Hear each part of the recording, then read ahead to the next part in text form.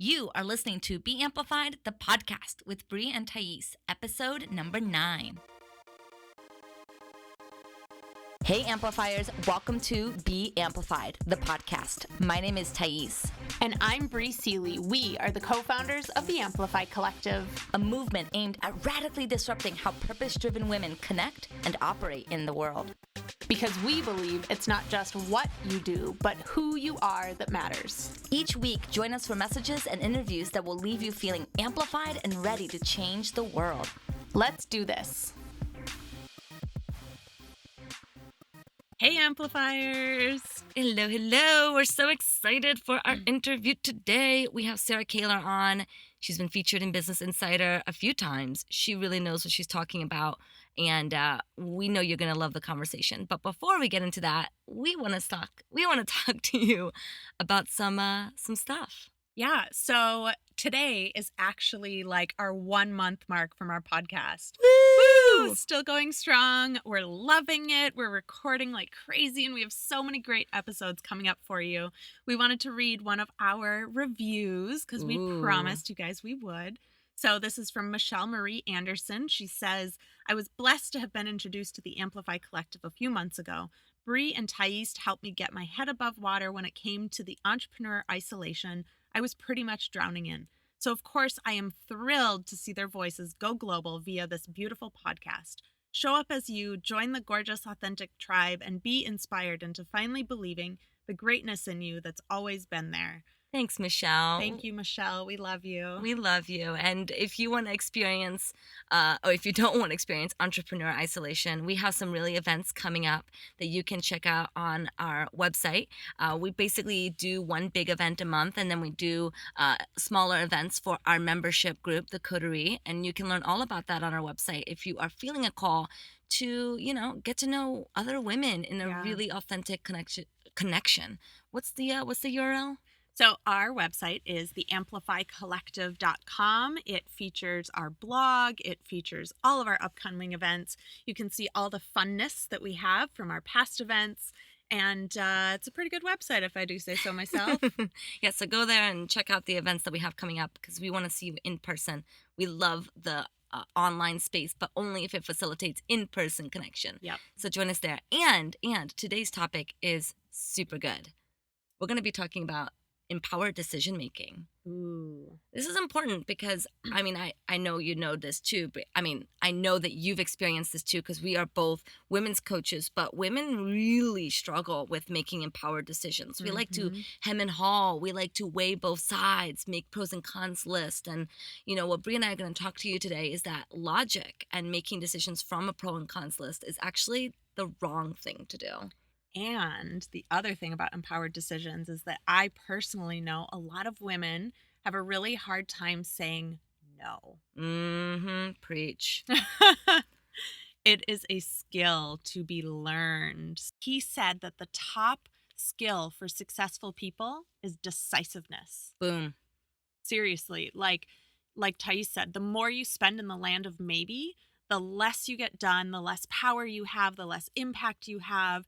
And it really, truly, as she just said, is completely detrimental to what you want to be doing in the world. And what's super ironic is that the more decisions you make, the more confident you become in making decisions. So a lot of us are like, well, when we feel more confident in our lives, we're going to be able to make faster decisions. No, it's not. That's not how it works. And there's actually a guy who won a Nobel Prize in economics for this startling fact that at any given time, you will never have 100% of the information that you need to make a decision.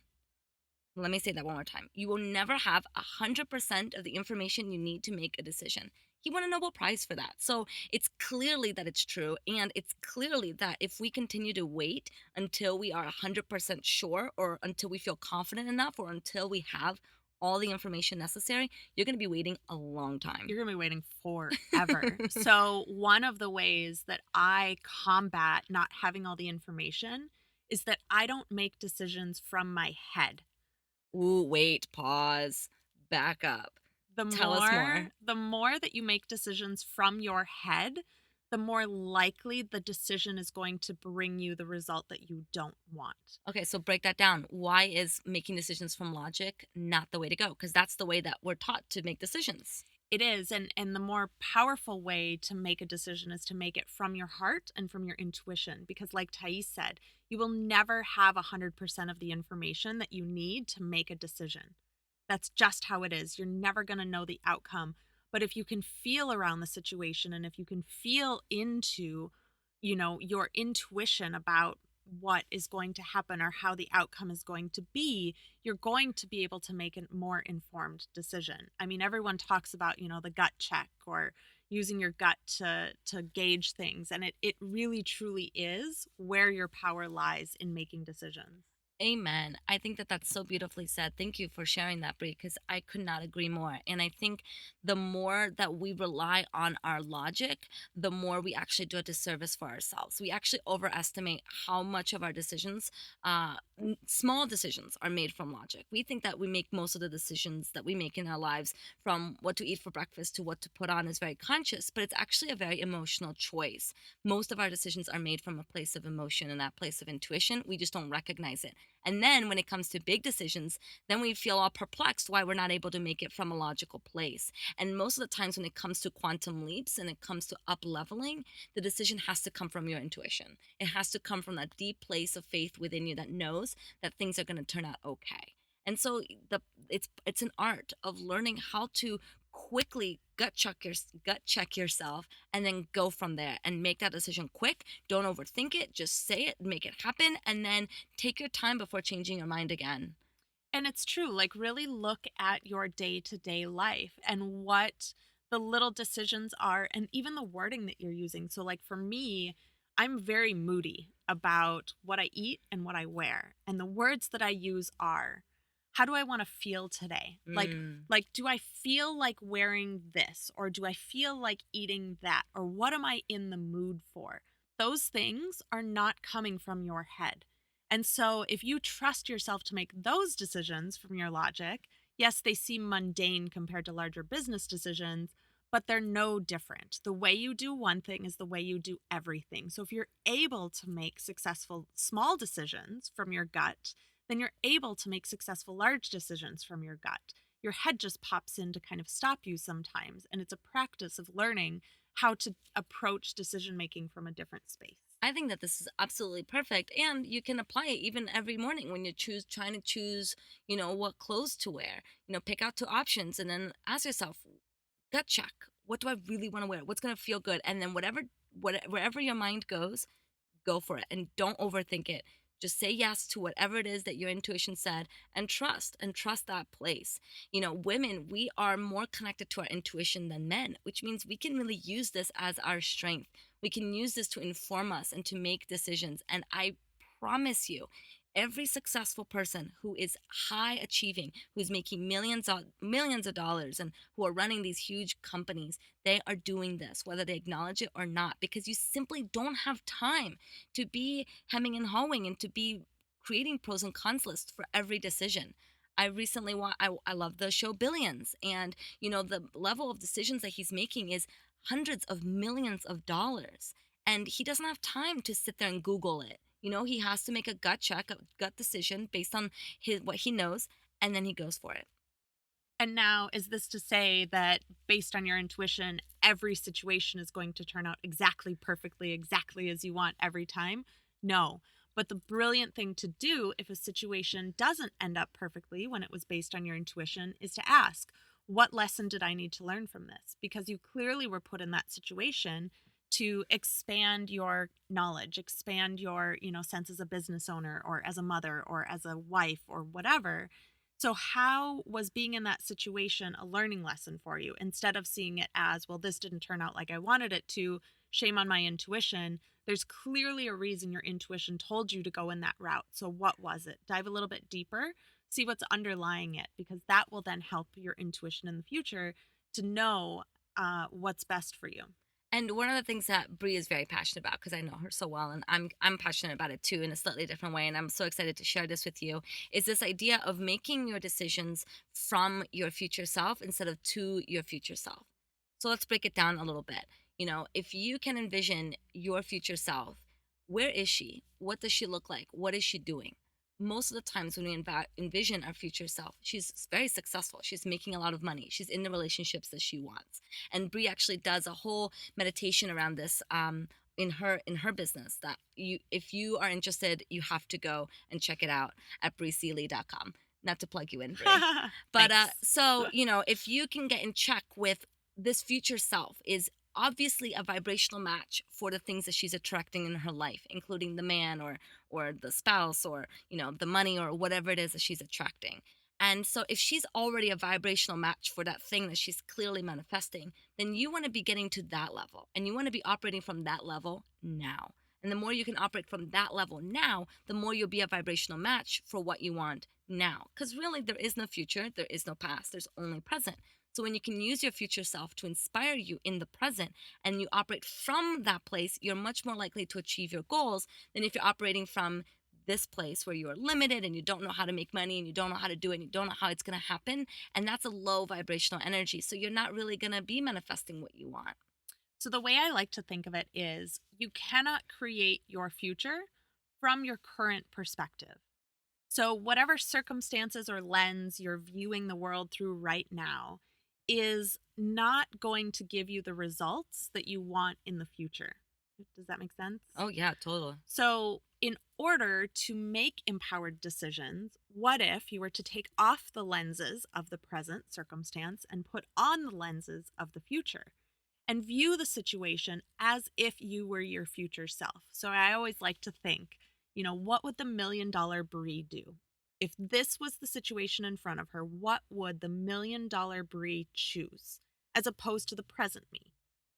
It's a very different answer typically. So if you can start viewing whatever you're facing in life from the perspective of your future self, you're more in line with creating the kind of results that your future self would be getting, as opposed to creating the results that your present self is getting. So can I share a story of how this worked in my life? Absolutely. Okay. So when I moved from Boston, I went to school in Boston, back home, I had this idea that I wanted to move to New York City. And I really wanted to move to New York.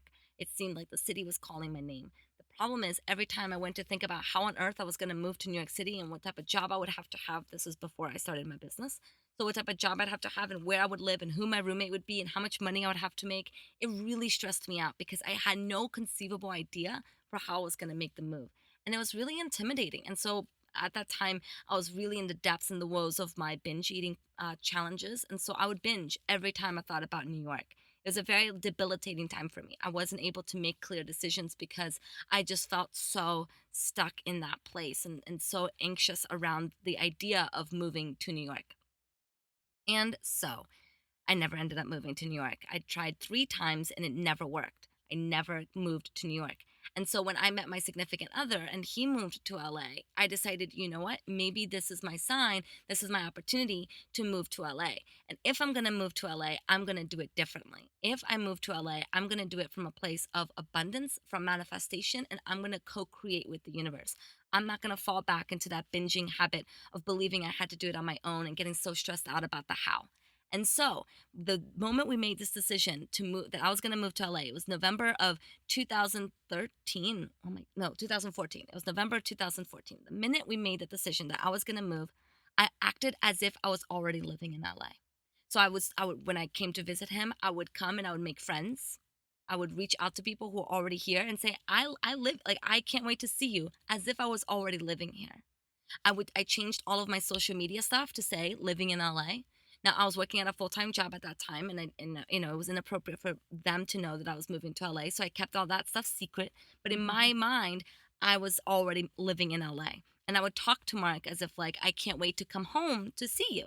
Come home, meaning to our home that we're living in together. I really started living as if I was already living in LA. And the process of me moving to LA was so seamless. It came together so perfectly. The universe supported me in such a big way because I was a vibrational match already to live in LA. It was one of the stress-free. I mean, of course, it was still challenges. Of course, a move is still a move and it was scary. But in terms of logistics, it was the most stress-free transition I've ever gone through. And so really focusing on living as if, like what would your future self do right now is truly key to creating really empowered decisions that are going to take you where you want to go. It's so funny because as you're talking, I realized that I was kind of doing similar things without knowing it back before I moved here. I mean, I did the same thing where I changed my current town on Facebook to Los Angeles, and I even got an LA phone number so that, and I put it up on my website so that people thought that I was living in LA. Amazing. Yeah. So, similar things, but I think it's really amazing what can happen when we start creating our lives from the future instead of from the present. So our homework for you, because I love homework, I assign homework to all of my clients all the time. I think homework is the best way to go from information to actual transformation. My homework for you is to look at what decisions you've been hemming and hawing. What decisions have you been really afraid of making? Is it breaking up with your partner? Is it moving in with your partner? What decision have you been really afraid of making? And make a commitment to make a decision and then to follow through. What is the saying that you love? Shit the pot. What is it? Shit or get off the pot. Shit or get off the pot, right? Make a decision and commit to it. And even if I know that the fear is that you're making a mistake. The fear is, oh my gosh, what if it's the wrong decision? Trust that there's no such thing as a wrong decision. And the more that you live in the energy that you're going to be making the wrong decision, the more that you will make the wrong decision. Mm-hmm. So if you can just release that, surrender, let go, and really truly just remember that your intuition knows so much more about life than you ever will, it makes things so much easier and more and seamless, and just things unfold beautifully. And I get it, sometimes when we're in that stuck anxiety place, it's hard to feel our intuition because we're so bogged down. And if that's the case for you, my recommendation is disconnect for a while. Disconnect from the problem. Go do stuff that makes you feel really good. Go hang out with your girlfriends. Don't talk about the problem. Give space from it. I love Albert Einstein. He said that the 99% of the answers came to him when he stopped thinking about the problem because he wasn't operating from the vibration of the problem. He was vibrating in the frequency of the answer. So disconnect. Stop thinking about the problem. Go do something else. Feel really good in your life, and then come from that point of view into the decision. Make a decision. Make it quickly. Commit to that decision. Successful people make decisions quickly, and they don't change their minds. So take your time before changing your mind. Really commit to it, and you will be amazed at how faster things move in your life. You'll be amazed at how much better you feel. Like Bree said, the land of Oh, dropping shit. dropping shit. The land of maybe is a really not intimidating, overwhelming, right? It like feels like a time suck. So, just notice that. Notice if you're in the land of maybe in some decision and really commit. Fucking make a decision. You got this. You got it. Here's one thing. One of the things that my dad taught me, and something that he's taught me a lot of beautiful lessons, but this is something that I've really loved from him, was when I was deciding what major to go to in college. That's a big first decision for an 18-year-old. After choosing the college, is what are you going to major in? Oh, dropping shit again. And the way that he supported me in making that decision was like, Thais, make a decision, commit fully, because the more you commit, the more you realize whether or not that was the right decision. As opposed to if you stay in the land of maybe, you'll never know. You'll never know what the right decision is.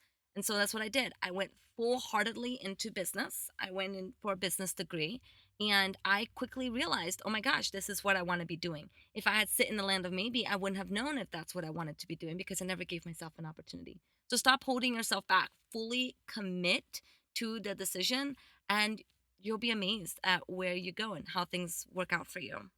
So we're going to shift gears a little bit to something we talked about at the top of the podcast, and that is the concept of saying no. What? I know this is a huge one for so many women. It's so difficult to stand in your power, and even if you know something isn't right for you, it's still so hard to say no, especially if there's a person involved on the other side. I mean, how many times have I said yes to doing something or to being somewhere or to attending something because I was too afraid of saying no? I was too afraid of, what people may think, or, I Hurting didn't someone's yeah, I feelings. didn't want to let someone down. Exactly. So saying no is a really big concept, especially I think personally for us women, because we just want to we're such empathetic, compassionate creatures and nurturing and that mothering energy that we want to uh please people, and we want to make people happy. And that can be a real problem, especially around the conversation of empowered decision making.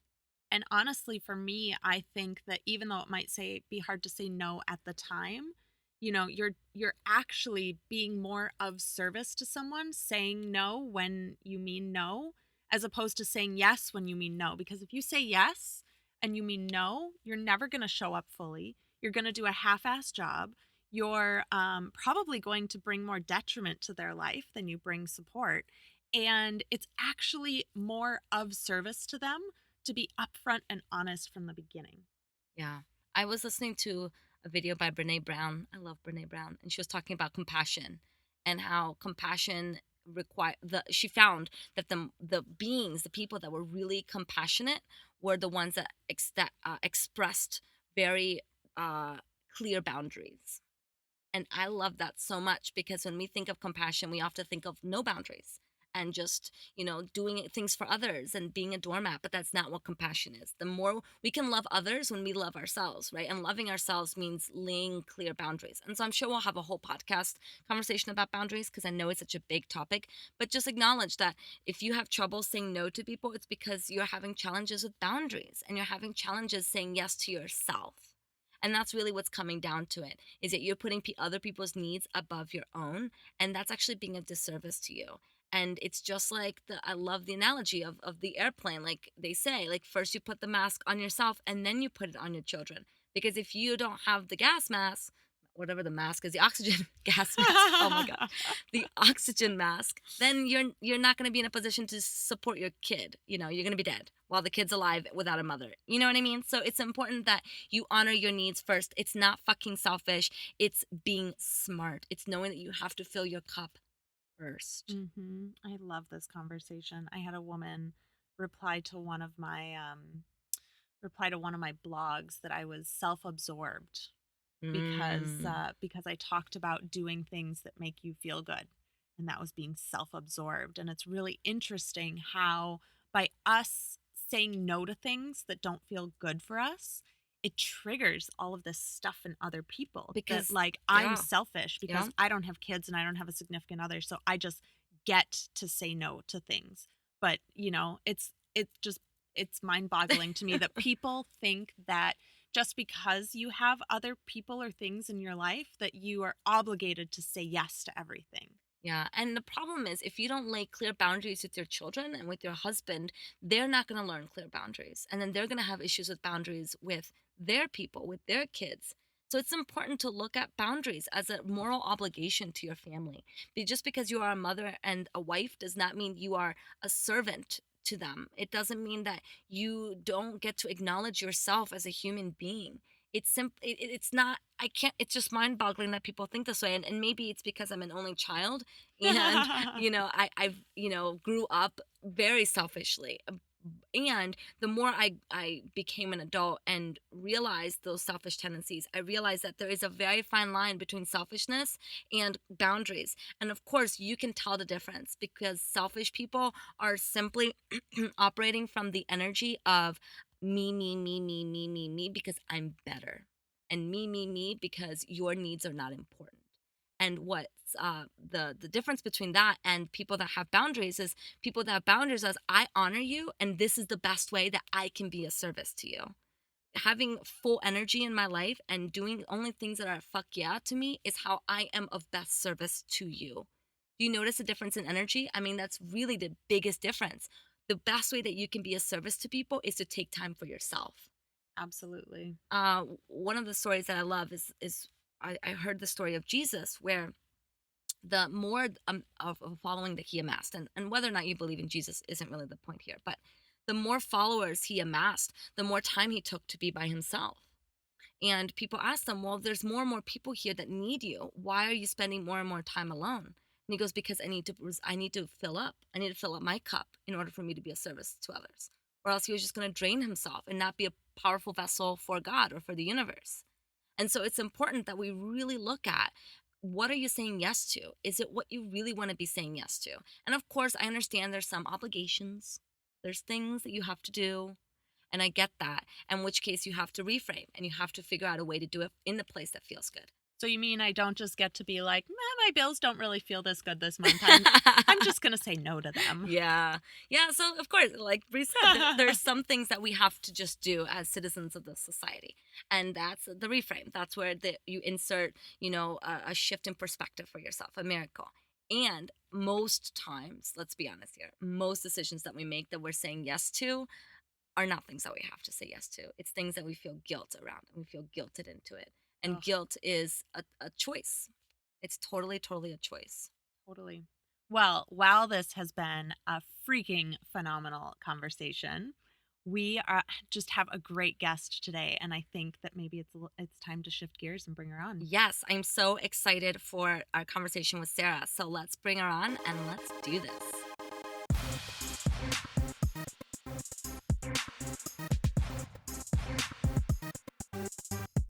Oh my goodness, Brie, I'm so excited for today's guest. I've been a big fan of hers for quite some time, and I had the opportunity to chat with her, gosh, I think it was about 2 years ago. And so I'm really excited to have her on today on Be Amplified.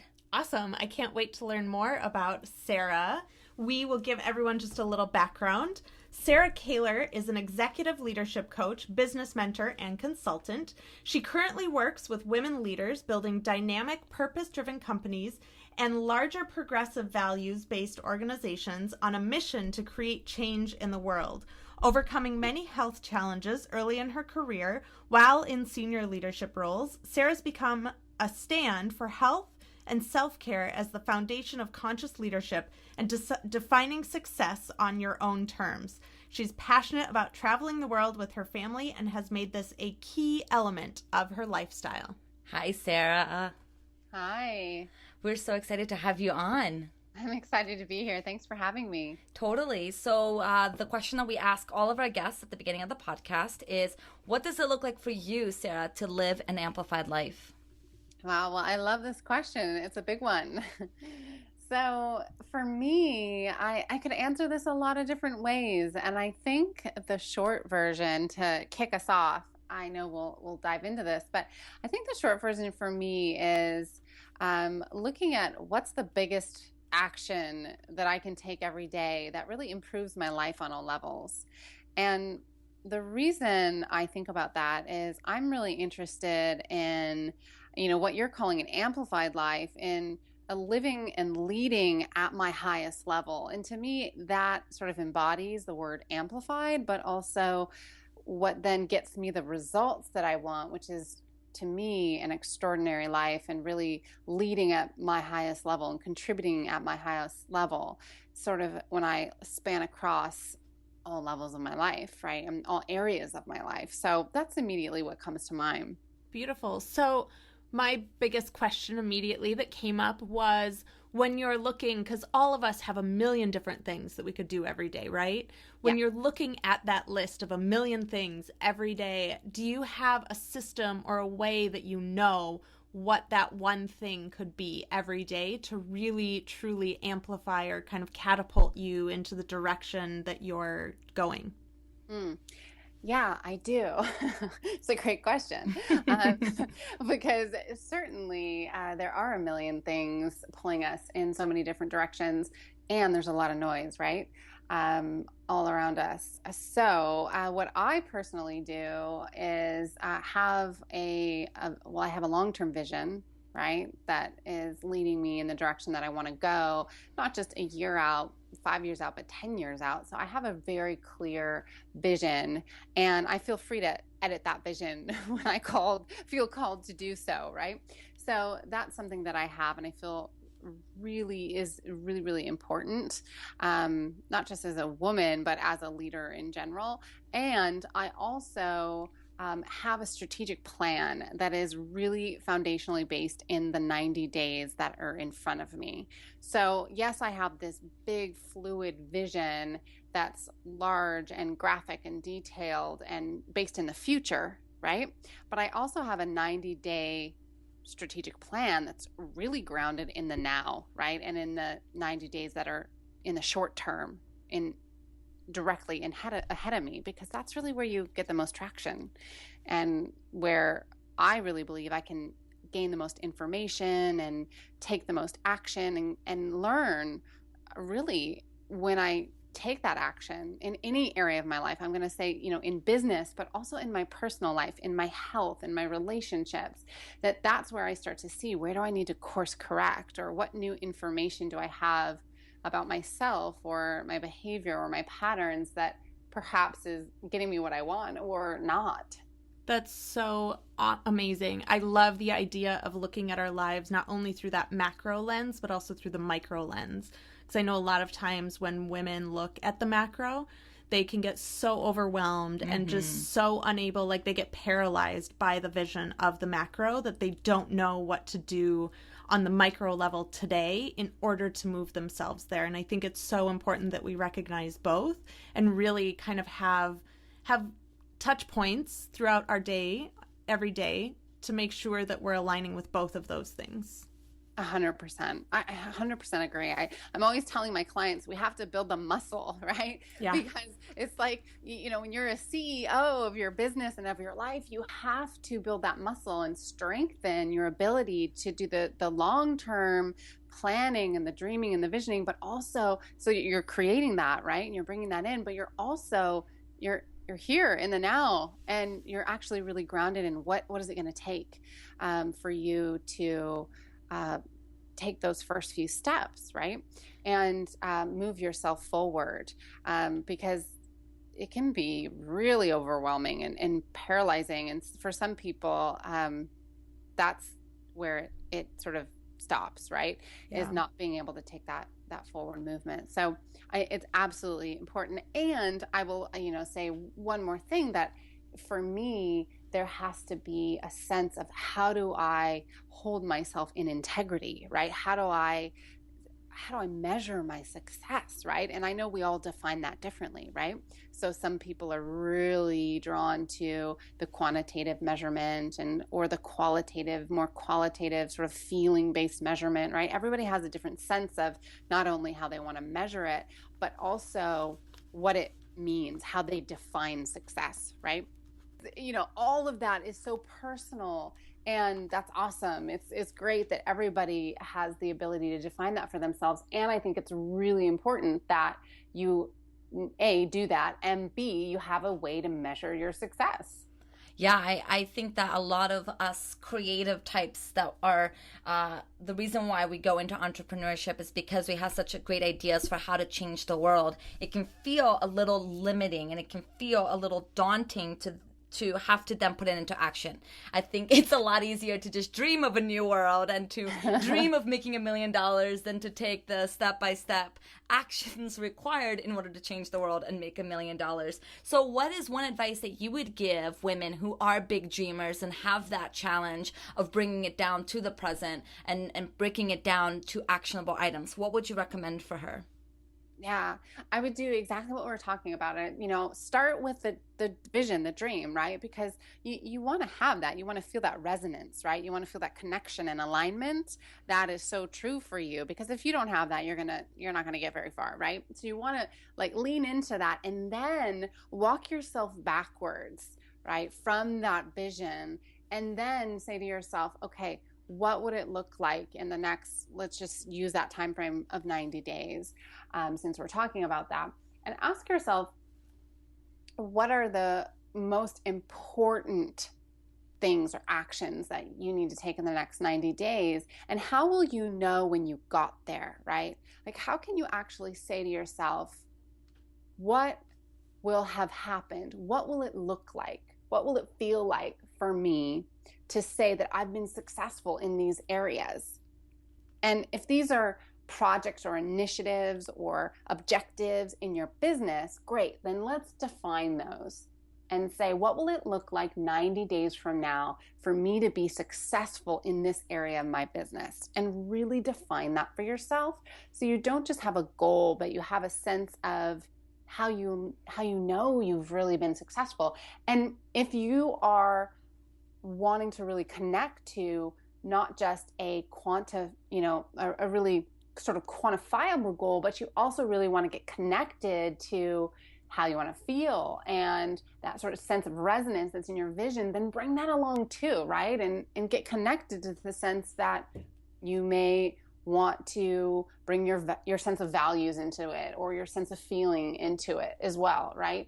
And because everyone works differently, as I said, right? So, and people are motivated intrinsically by different things. So for you, you want to just make sure that you define that as you start the work, right? And if it's health or it's personal, it's going to be the same. It's just defining what that looks like for you, so that you know, and you have a baseline, and you know what you're working towards. Because for a lot of people, what happens is they just have somewhat vague things they're working on. They know that they need to get somewhere, but they're just sort of chipping away over time. And then they pick up their head one day and they go, well, it's gotten a bit better, or I've done a lot of things.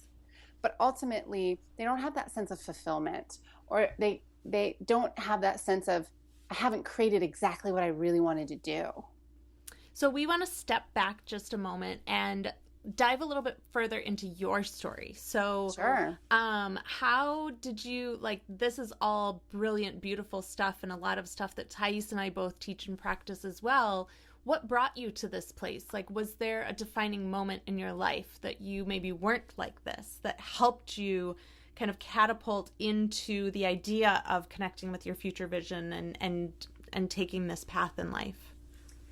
Oh my goodness. Well, I've always been very goal oriented, right? There was never, even as a kid, I was often running in terms of achievement, right? So for me, goals were never necessarily new. However, I definitely had a rock bottom moment. And, if people listening have never heard my story before, I started out as an entrepreneur, and then I went into the corporate space, and I climbed the ladder, and I had an incredible corporate career that was really exciting and fast-paced, and I was in senior leadership, sort of at the pinnacle of my career, and I started to have a really extreme health crisis. And during that time, if you'd interviewed me back then, I would have told you that I loved my life, right? And that I actually was living the vision that I had painted and written down and sort of saw for myself. And here's the thing that was missing. Even though all of that sort of was written down, and I went out and I pursued that and I created it. So literally I had written down, I reached these roles, or I contribute this, or I save this money, or I achieve these things in my health, or I buy the house, or I did all these things, and I checked them off.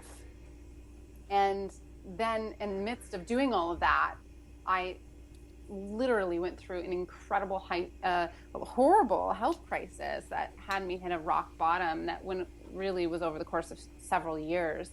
And for me, it really was when my son was born, was sort of my final straw, because even though I had been waking up along the way for me, I had slowly, the wake up call got louder. And the realizations that I was having was that I was living and leading sort of an incongruent life, right? Or in my worlds were not in alignment with what I really wanted. And what's interesting is, at that moment, I didn't necessarily know what I really, really wanted, but what I knew was that I had an identity and I had been functioning in the world one way, right? I was really leading and contributing, and although all that had been really, really fulfilling and I had a ton of experience, there was this whole other part of my being that had not come to play yet, right? Was not expressed in the world yet. And so for me, it was really about exploring what that was and how to access that. And so I eventually, towards the end of my corporate career, I started to explore what that was and discover what that was, and lean into that, even though, at the time it was scary and it was uncertain and it was unknown.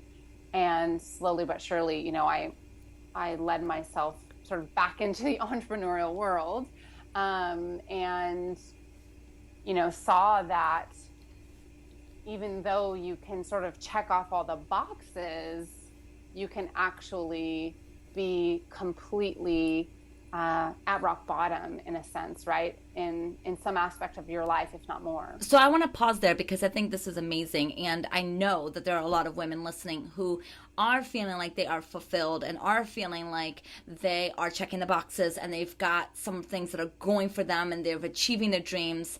And they certainly don't want to experience the rock bottom that you have. And I think I love the word that you used, incongruency. And so if you could give advice to yourself before you hit rock bottom, or to any women who are running forward full blast but kind of sort of feel maybe that something is off, what advice or word of wisdom would you provide them, or provide your past self, however way you want to look at it? I think, what you do, whether you're early in your journey as a business owner, or even if you're still in a job and you're in your career, in whatever aspect it is, I think you want to look at your decisions and your choices and say, are these, or even all your actions, right? Are these truly a reflection of my values? And if you're sitting here listening going, well, wait a minute, what are my values? Let's back up and determine what those are first. And then, when you're clear on what your values are, then let's make sure that everything is in alignment with your values. And then after that, ultimately what I ask myself is, and this is a filter I use personally, is, this is a question I ask myself, choices, decisions, actions, does this improve my life on all levels? And when I say all levels, and I said this at the top of the call, you probably remember, I mean physically, emotionally, mentally, financially, spiritually, right? So when I'm making decisions in my business, I do not say yes to a contract or yes to an opportunity just because it's going to move my business forward. I take a moment and I check in and I ask myself, does this improve my sense of well-being? Is this in alignment with my values? Is this good for my family? Is this good for my mental health?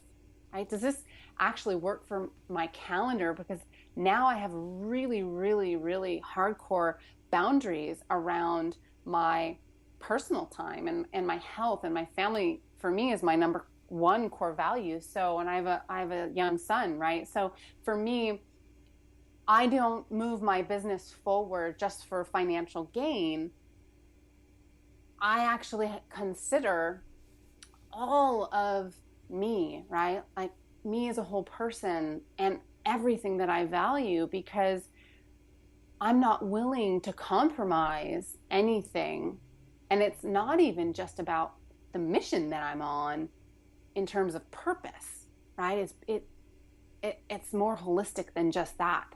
Sarah, we're just nodding our heads here. You're like preaching to the choir. We just love this so much. And I love what you're saying, how, when we are making decisions, we have to look at the whole picture. It's not just about the finances. It's about how this is going to play out in all aspects of our lives. And I also love when you mentioned no compromise.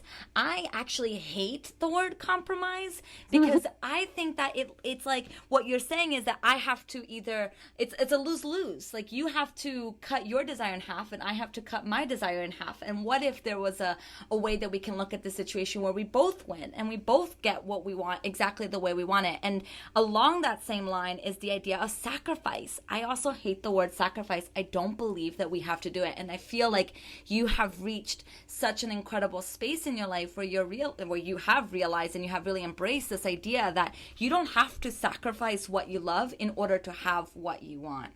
Exactly. And it's really true. I with my clients, I'm always sharing with them, it's really about building, a business that supports the impact you want to make and the lifestyle you want to live, right? And that's not necessarily about, that's whatever you want, right? That goes back to defining what success looks like to you and how you want to live your life and the impact that you want to make, and then build around those things, right? I look at what does your ideal year look like, and put your personal life and your health into that calendar first, and then let's see what time is left, and let's build a business within that, and a model that then like a business model that can scale within that, right? And a lot of people don't believe that you can create that, and that's a world of and, right? That's not a world of or you can have this but you can't have that, right? And it's just a world where everything exists, and it's about getting clarity around what you do want and what matters to you, and that's actually the context from which you operate. That's beautiful. So you just talked about ands and ors. Can you dive a little bit deeper into that and explain a little bit more about the difference between those two things? Yeah. A lot of times people often come from that place of thinking that it's one or the other, right? That we have to choose one or the other. It's one way or it's this way. And it's really a limiting belief type a way of thinking, right? Because it's coming from constraint, and instead of coming from possibility and the world of and, where it's both, right? And that it's not about having to sort of make a decision about cutting something off or getting rid of something, and instead seeing that perhaps both are possible, right? And in fact, most times that is the case. And, I think a lot of times people are, they're usually stuck in a storyline, either, from the past with that limiting belief of or it's noise from an industry, right? Where the common trend is to move in one direction. So therefore everyone thinks they need to move in that direction. Absolutely. So if someone is currently living in the land of or, yeah, how do you recommend that they maybe transition into the world of and? I would first look at what's your thought pattern. Where are you cutting yourself off from opportunity, or what's the belief that you have that you believe you can't have, right? What's the thing that you think you can't do or can't have, or you think that's not possible? And first start identifying those. Really awareness is the first step, right? And then it's starting to look at how do you start to make a shift around stepping into the and, right? Like what's the biggest, like what would happen if you stepped into having both, right? Because there's always one big game-changing shift that people can make, and it doesn't have to be hugely complicated. And I think that's usually why people stay stuck in ors, because they also often think that it's going to be really complicated, and so we stay in it's not possible. And here I'm using and. I'm like aware of my language right now. It's so funny. Oh, it's one of our favorite words too. We use it all the time. Yes, hysterical. So I think that the first thing is identify, and then consider what's the one thing that would make the biggest difference for me right now.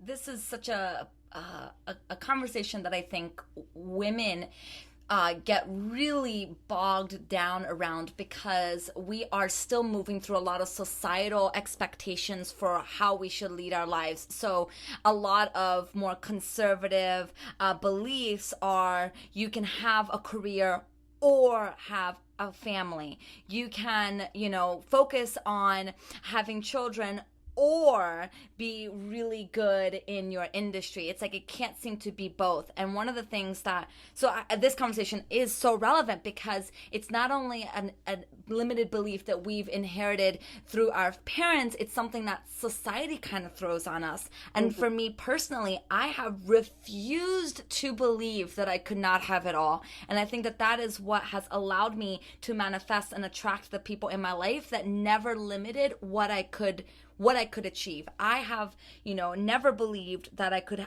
either raise a family or have my business. I've never believed that my husband would not be the type of husband that would clean around the house, right? We have this idea that, well, this is just men's role. Men, they just play, watch football and you're just going to have to suck it up. And I'm like, no, I've never believed that to be true for me. And my partner, he's supportive of my career. He knows that it's important for me. And when it's time for us to have a conversation around growing a family, I know that he's going to be just as involved as I am because I refused to believe anything different. So for you guys listening, this is such a huge thing that Sarah is sharing. Really look at where you are believing you have to sacrifice, where you are believing you have to say, or either I go to the gym or I have time to watch my favorite show. Either I eat, a salad and starve for the rest of the day, or I eat my favorite meal and decide that I can still lose weight by eating what I love. I mean, all of these ors are really an arrow saying that you're looking at things incorrectly and that this is an opportunity for you to shift where you may be feeling stuck. And just by inserting the word "and" can make all the difference. Absolutely. I love it. So, Sarah, tell us about one opportunity that you had to really shift for yourself the conversation of "or" to "and." Oh, gosh. This is a great question. Let me think about this. Like there's probably been a million times. Gosh, if not daily, right? I think, I think the beauty of this conversation is that it's not as if this concept that we're talking about is something that you perfect and then you've crossed the finish line, right? So I think this is really important, right? Because all the examples you just shared, with the listeners, I think are so key because it's like every day as a human being, you are faced with all, not just the noise, but your own head and then all the decisions you have to make, especially as my goodness, business owner, and then throw in all your other roles. Wife, motherhood, maybe you're a sister, you name it, right? There's a million roles you play in your world. And with all of that, and you've got to live in a world where you are making choices and decisions a million times a day. And so your ability to, slow down and take a deep breath and actually consider how this could, not just impact your life, but really change what's possible for you. So, it's a daily practice, right? That's my point. So, do I do this every day? Absolutely. And to some degree, but I think on a massive scale, I would say primarily in my business, I serve women entrepreneurs, right? So I have the women entrepreneurs, but I still work inside of big companies, right? I work at Facebook, Hilton Hotels, Intel, Accenture, like some really large companies, right? But it's a smaller percentage of my time. So this is a really good example. So a lot of people think, well, how can you have the majority of your world be in one place and still do something else, right? And that's an and, right? Like that's an and for me. Mm-hmm. So at a certain point, as my business grew, I had opportunities. And I remember, right? I remember in my business growing that I decided, it's like when you come to a fork in the road. And I could have said, well, I'm going to go this way, or I'm going to go this way. Which one's it going to be? And I made an and decision.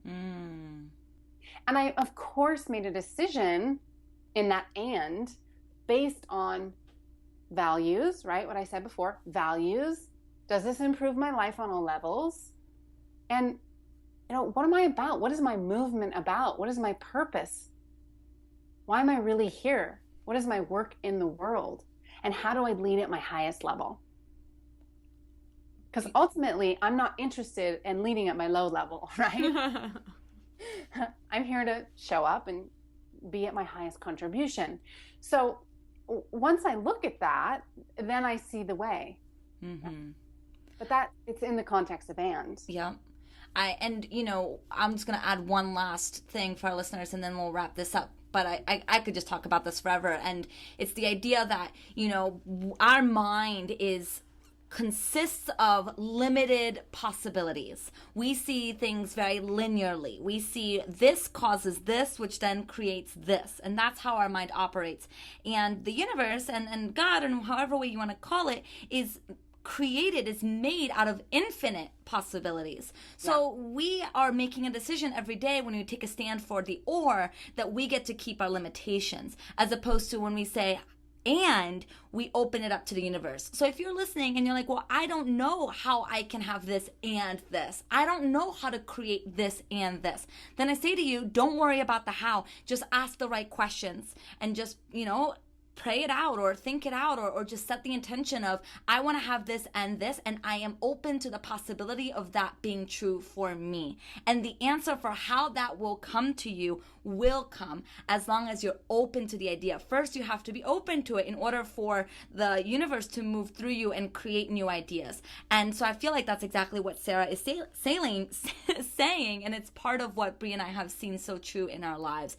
Take a stand for the and. Say and, even if you don't understand the how, trust that the how will come when you first set the intention that you want to have it all and believe that you're worthy of it, because you are. So thank you so much, Sarah, for joining us today. I adore you. I adore your work in the world. And tell us, where can people learn more about you? Well, you can definitely come over to my website, which is soulpowered.com. You can find out more about my story and my programs and everything there. Perfect. Well, we have added that to our show notes, so you guys that are listening can easily go to soulpowered.com and learn more about Sarah and her journey and what a brilliant impact she's making in the world. I know she was just featured in Business Week, I think a couple times. You're just rocking it, Sarah, and you're just being such an example of what it looks like for women to be in leadership in a way that feels really good, with boundaries, with values, with, authenticity. And we're so honored to have you on our show. Thank you, Sarah. Yeah, absolutely. It's been great to be with you guys. And for all of our listeners today, don't forget you can always find us online at www.the Collective, on Facebook at The Amplify Collective, and on Twitter and Instagram at The Amplify Co. Thank you so much for joining us. We will see you again next week with another phenomenal guest. And in the meantime, go be amplified.